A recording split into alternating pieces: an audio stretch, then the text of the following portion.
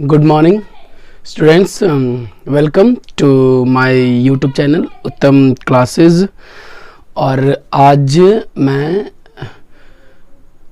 बहुत ही खुश हूँ क्योंकि मैं जो क्लास 10th का फिजिक्स का लास्ट टॉपिक का ये वीडियो बनाने जा रहा हूँ। इसके बाद हमारा फर्स्ट चैप्टर जिसका नाम था इलेक्ट्रिसिटी वो पूरी तरह से फिनिश हो जाएगा और आपको स्टडी करने में हेल्प करेगा।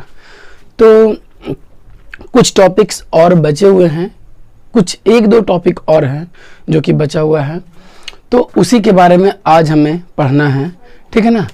तो और इसके बाद फिर मैं अपना सेकंड चैप्टर स्टार्ट करूंगा फिजिक्स का। But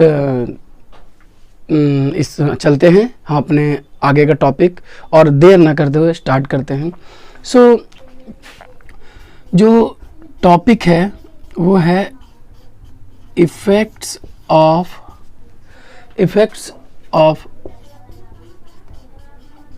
electric current. देखिए आज का टॉपिक यही है, effect produce by electric current या इफेक्ट ऑफ इलेक्ट्रिक करंट। तो इलेक्ट्रिक करंट का आपको पता होगा कि इलेक्ट्रिक करंट का 3 इफेक्ट होता है। Okay, there are 3 effect of electric current. Okay, first जिसको बोल सकते हैं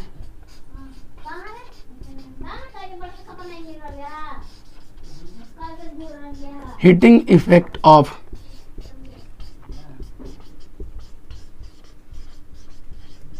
इलेक्ट्रिक करंट, ठीक है ना। फिर है magnetic effect of electric current, और number 3 chemical effect of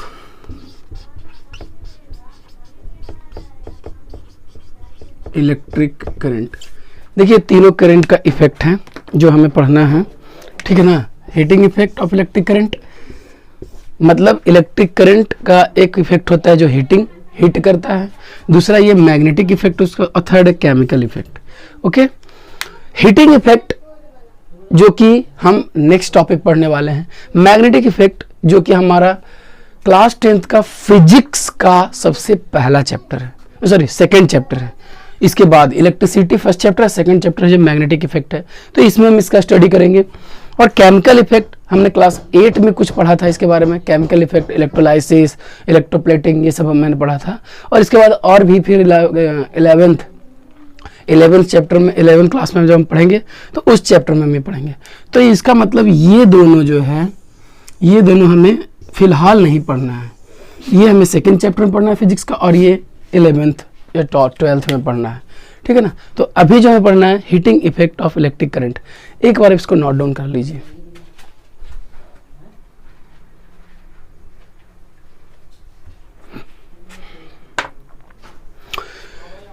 okay, तो मैं इसे मिटा देता हूं, ठीक। आप तो अब हम पढ़ेंगे हमारा जो बहुत ही इम्पोर्टेंट टॉपिक जिसका नाम है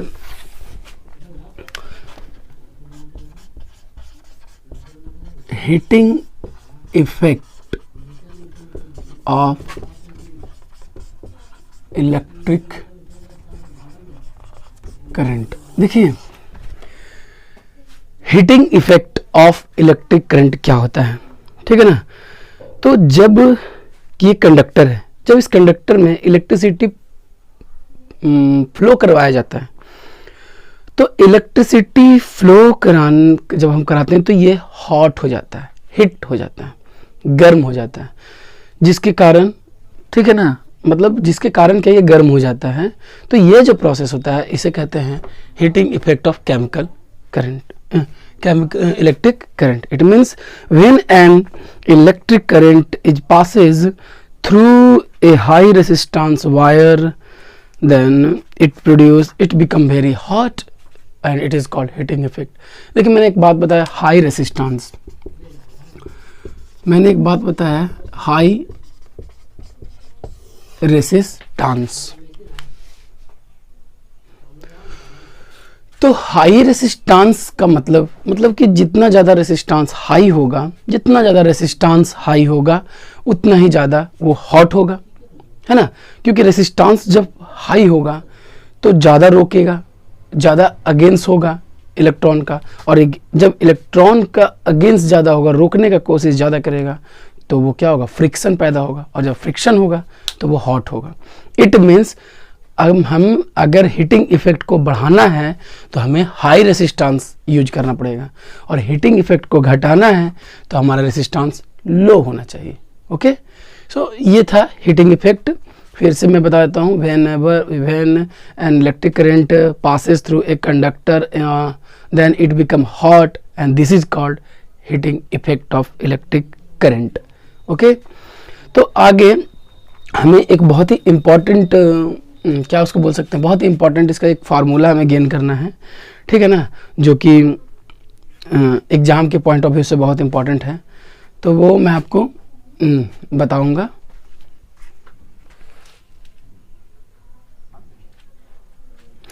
लेकिन उसके पहले मैं कुछ चीज़ें बता देता हूं, जैसे इस हीटिंग इफेक्ट में, ठीक है ना, इस हीटिंग इफेक्ट में जो मैकेनिकल जो भी एनर्जी है, काइनेटिक एनर्जी फ्लो करना, वो सारे हीट एनर्जी में चेंज हो जाते हैं। इलेक्ट्रिकल एनर्जी हीट एनर्जी में चेंज होता है। It means electrical energy heat energy में चेंज हो जाता है, ठीक है ना, और ये हीट एनर्जी पूरे वायर में फ्लो करता है। और इसी में सबसे बड़ा इंपॉर्टेंट चीज़ है कि इसी हीटिंग इफेक्ट में जो मेन इसका रोल होता है वो होता है रेसिस्टेंस का। रेसिस्टेंस का मेन रोल होता है, ठीक है ना। तो अब हम इसका फार्मूला गेन करेंगे। तो आप सबसे पहले, अगर आपके पास कॉपी है, पेन है, तो ध्यान से पहले इसके डेफिनेशन को लिख लीजिए। ओके, तो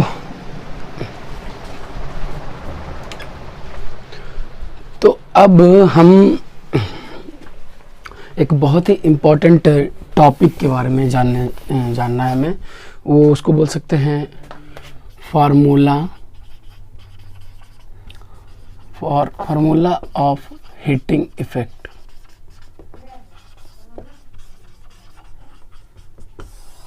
फार्मूला ऑफ हीटिंग इफेक्ट। देखिए इसमें क्या होता है, आपको पता है कि जब भी कोई वायर, ये वायर है, जब भी कोई वायर और जो कि एक रेसिस्टेंस उसमें होता है, जब वो इलेक्ट्रिसिटी को कंडक्ट करता है, इट मीन्स उसमें करंट फ्लो करता है, ठीक है, तो वर्क डन तो होता ही है, ठीक है ना, उस करंट के द्वारा वर्क डन होता है। तो इसी वर्क डन को हमें, और यही वर्क डन बाद में हीटिंग इफेक्ट के रूप में, हीटिंग एनर्जी या हीट एनर्जी के रूप में चेंज होता है। ये जो वर्क डन होता है, ये जो काम होता है, तो इसी वर्क डन को हमें कैलकुलेट करना है।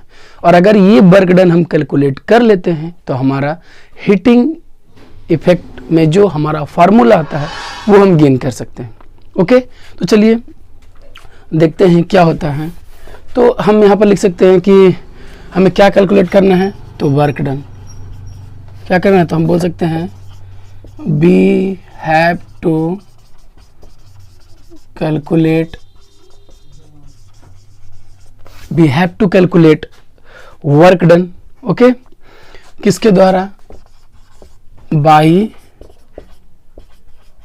करंट आई, ठीक है ना, बाई करंट आई, मतलब आई के द्वारा वर्क डन को, और लिख देंगे व्हेन इट फ्लो, ठीक है, when it flow through a resistance R in time T. देखिए यहाँ पर मैंने यहाँ पर कुछ चीज लिखा, ध्यान से, when we have to calculate work done, I और यहाँ आर और यहाँ टी। जब ये सब हो रहा है, रेसिस्टेंस भी है, आई भी है और टाइम भी दिया हुआ है, जब हम क्या कर रहे हैं, वर्क डन हमें पता करना है, तो ये सब के कारण ही वर्क डन होता है। अब यहाँ से हम लिखेंगे वी नो, हम जानते हैं ठीक है ना। व्हेन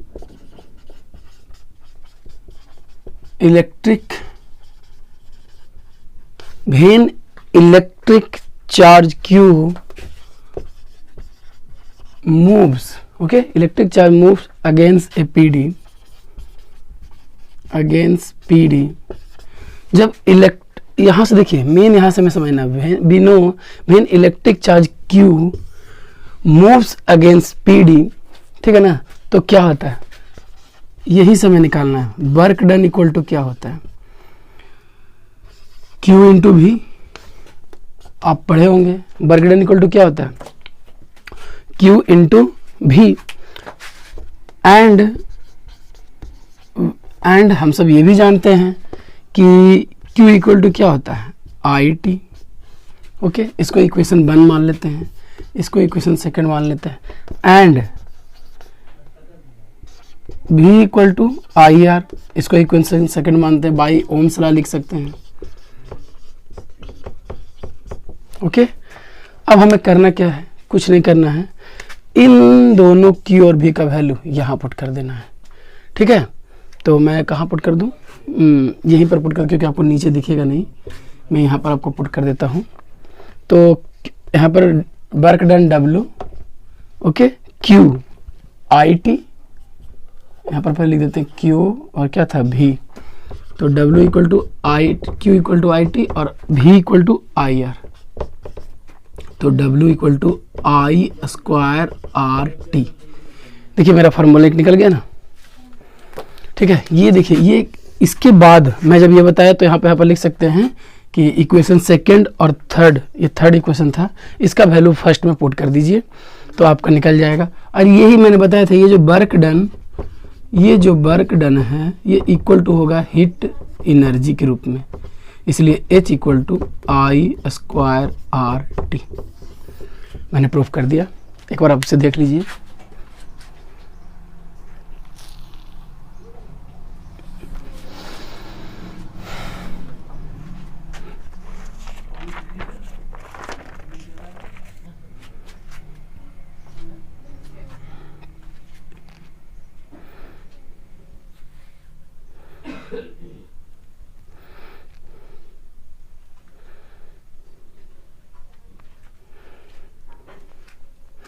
ओके, तो आपने देख लिया, तो यही है I स्क्वायर RT को अगर आपसे पूछा जाए कि H क्या है, तो H यहाँ पर हीट एनर्जी है, I क्या है करंट, इलेक्ट्रिक करंट, R क्या है रेजिस्टेंस, और T क्या है तो टाइम। कभी कभी ऐसा भी होता है कि आपको हीट एनर्जी निकालने के लिए दिया जाए और T नहीं दिया जाए, तो आप I स्क्वायर R लगा सकते हैं। ओके, लेकिन देखिए सबसे इंपॉर्टेंट बात है, मैं ऊपर मिटाता हूँ थोड़ा सा, क्योंकि जब हम H equal to I square RT, तो ये चूंकि एनर्जी है तो ये एनर्जी टोटल निकलता है जूल में।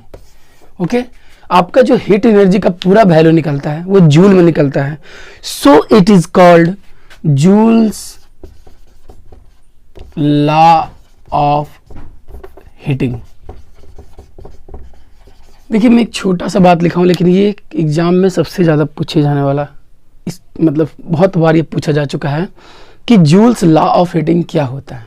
ठीक है, तो ये ही है H equal to I square RT, ये जो है यही है जूल्स लॉ ऑफ हीटिंग। ठीक है ना, तो ये आपको जानना है और आई थिंक आपने ये लिख लिया होगा।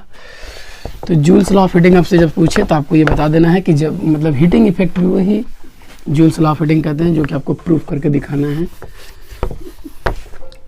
आगे पढ़ना है कि थोड़ा सा इस पर हम बात कर लेते हैं, H equal to I square RT। ठीक है ना, तो कभी कभी पूछा जाता है ऐसा क्वेश्चन कि हीट जो प्रोड्यूस होता है किसी वायर में, ठीक है ना, वो किस किस फैक्टर पर डिपेंड करता है, ये जो हीट प्रोड्यूस हुआ, ठीक है ना, ये किस पर। तो देखिए ये जो heat produce in wire is directly proportional, क्योंकि यहाँ देखिए कोई भी डिनोमिनेटर में नहीं है तो सब डायरेक्टली प्रोपोर्शनल होगा। पहला होगा, लिख सकते हैं स्क्वायर ऑफ करंट, यहाँ पर आई स्क्वायर है ना, तो करंट के स्क्वायर का डायरेक्टली प्रोपोर्शनल 2 होगा। दूसरा होगा रेसिस्टेंस के डायरेक्टली प्रोपोर्शनल होगा। तीसरा टाइम के भी प्रोपोर्शनल होगा। ये तीनों का प्रोपोर्शनल होगा, ठीक है ना। आई स्क्वायर आर टी, ये तीनों का प्रोपोर्शनल होगा। तो ये था, आपसे कभी कभी पूछा जाता है कि जो हीट एनर्जी प्रोड्यूस होता है वो किस पर होता है। तो इससे क्या आपको मिलता है कि अगर आपको हीट एनर्जी देना है तो आपको, अगर आप आई बढ़ा देते हैं, इट मीन्स करंट को अगर आप बढ़ाते हो तो आपका हीट एनर्जी और बढ़ेगा। अगर आप रेसिस्टेंस को बढ़ाते हो तब भी बढ़ेगा, और अगर ज़्यादा टाइम के लिए इलेक्ट्रिसिटी देते हो तब भी होगा। तो इससे ये मतलब होता है। आप इन सबको एक बार राइट डाउन कर लीजिए।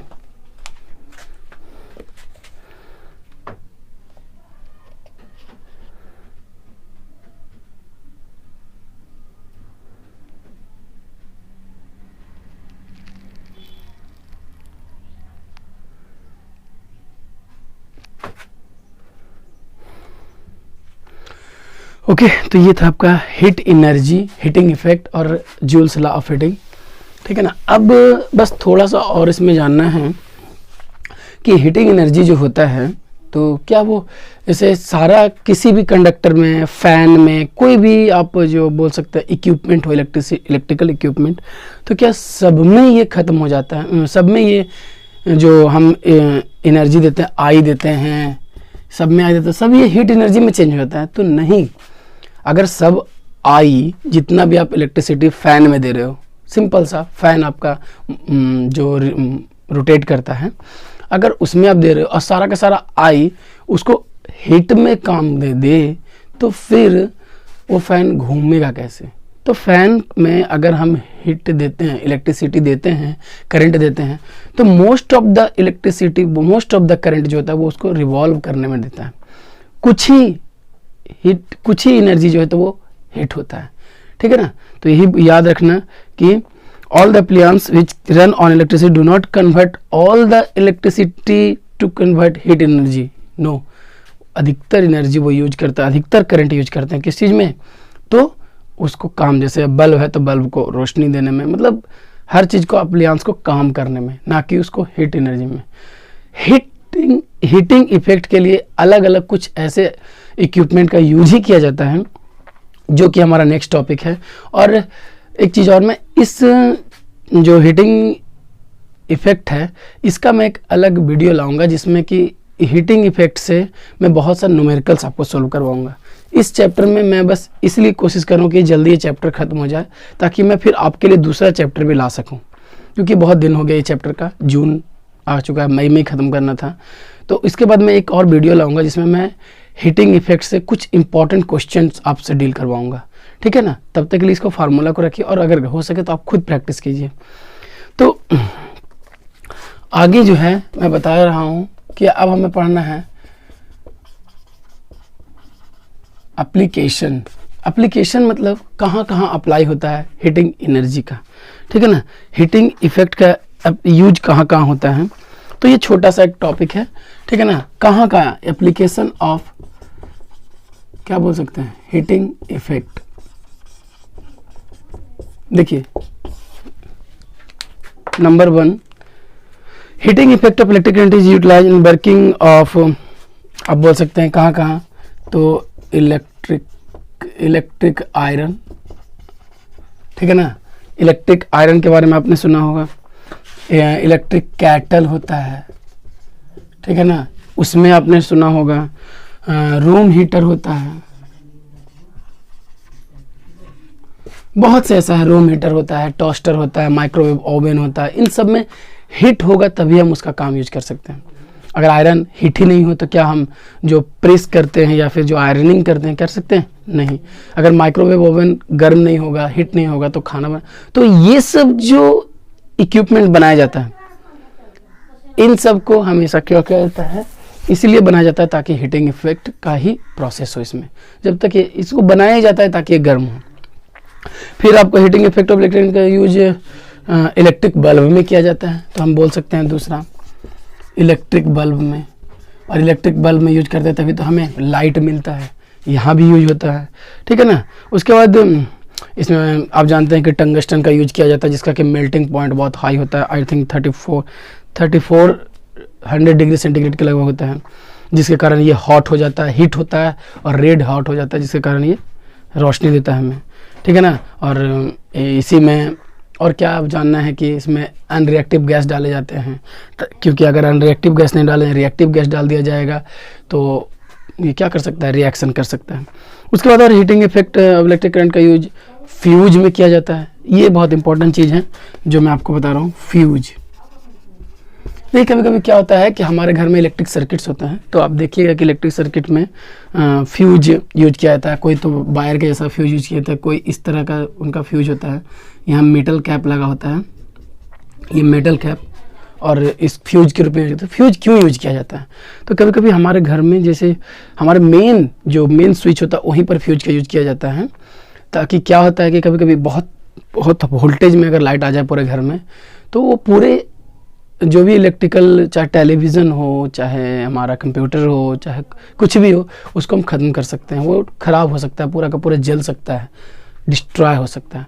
तो वैसे में क्या होता है, फ्यूज का यूज जो किया जाता है वो मेन स्विच में किया जाता है। जब आप मेन स्विच में उसको यूज करते हैं तो क्या होता है, जैसे ही बहुत ज़्यादा वोल्टेज आता है तो वो फ्यूज टूट जाता है, ठीक है ना, वो ब्रेक डाउन हो जाता है। और जब वो टूटता है तो कैसे टूटता है, हीटिंग इफेक्ट, ये बहुत ज़्यादा हीट होकर टूट जाता है, जिसके कारण इसका जो इलेक्ट्रिसिटी पास होना बंद होता है और हमारा जितना भी इलेक्ट्रिकल इक्विपमेंट है वो बच जाता है। फिर हम इसको फ्यूज को चेंज करते हैं, फिर से लाइट आना शुरू। और अगर हम यूज नहीं करेंगे मेन स्विच में तो ये क्या होगा, हाई वोल्टेज आकर पूरे घर में जितना इक्विपमेंट है सबको बर्बाद कर रख देगा। तो हम फ्यूज का यूज इसीलिए करते हैं ताकि अगर बहुत ज़्यादा इलेक्ट्रिसिटी, बहुत ज़्यादा वोल्टेज आए तो वो वहाँ पर फ्यूज टूट जाए, टूटने से पूरा का पूरा घर में लाइट बंद, और फिर हम उसको रिपेयर करके फिर से यूज कर सकते हैं, ठीक है। तो इस कारण से फ्यूज का यूज किया जाता है। तो आज का जो टॉपिक था मैं यही बताना चाहता था कि हीटिंग इफेक्ट क्या है, इलेक्ट्रिक करंट का और क्या क्या इफेक्ट होता है, हीटिंग इफेक्ट क्या है मैंने बताया। फिर हीटिंग इफेक्ट में वर्क डन के कैलकुलेट करके हम एक फार्मूला गेन कर सकते हैं, और उसके बाद इसका एप्लीकेशन कहाँ कहाँ ये हीटिंग इफेक्ट यूज होता है। तो हीटिंग इफेक्ट बताने के पीछे मेरा यही कारण था। और बहुत सा मैं बताया कि कुछ इंपॉर्टेंट क्वेश्चंस हैं इसका मैं न्यूमेरिकल आज बताने वाला था, बट आज नहीं बताऊंगा, क्योंकि पहले मुझे इस बात की खुशी है कि आज चैप्टर फिनिश हो चुका है और आगे का चैप्टर मैं आपको बताऊंगा क्या पढ़ाना है।